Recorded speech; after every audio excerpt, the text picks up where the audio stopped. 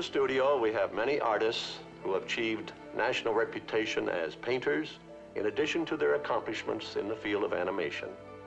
These men know the value of Henry's advice to be yourself. I'd like you to meet 4 of them and see how they put this rule into practice. This is Joshua Meador. He is a supervising effects animator here at the studio.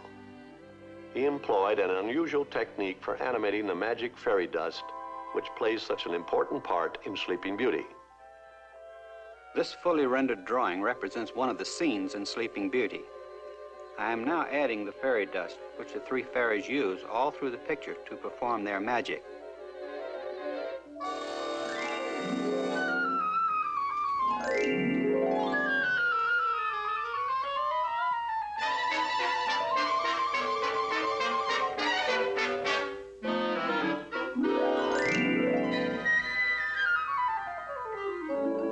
Here now, on a Saturday, our 4 artists take a busman's holiday.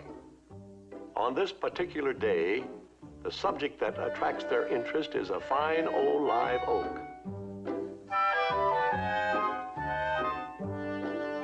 You'll notice that even in the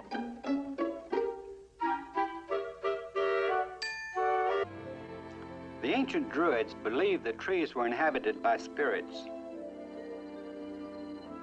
Now, I'm no Druid, but I can see how they could have gotten the idea. This tree is certainly a living thing, full of personality.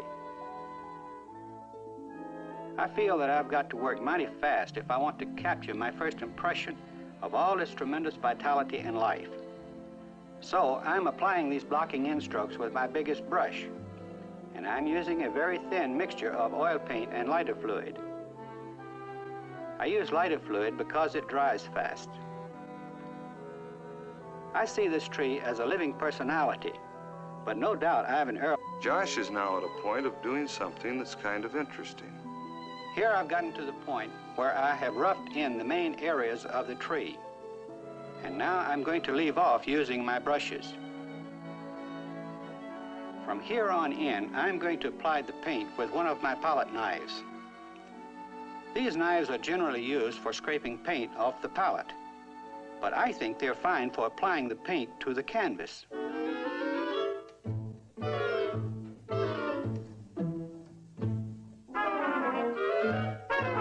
Working this way, I don't mix the colors thoroughly on the palette, but let them mingle as I spread them on the canvas. It is my way of suggesting movement. Careful, precise mixing of colors would kill all the life in it for me.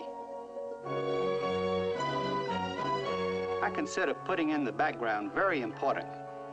You see, I can't think of painting this old tree without putting him in his proper surroundings, the life and landscape that he dominates.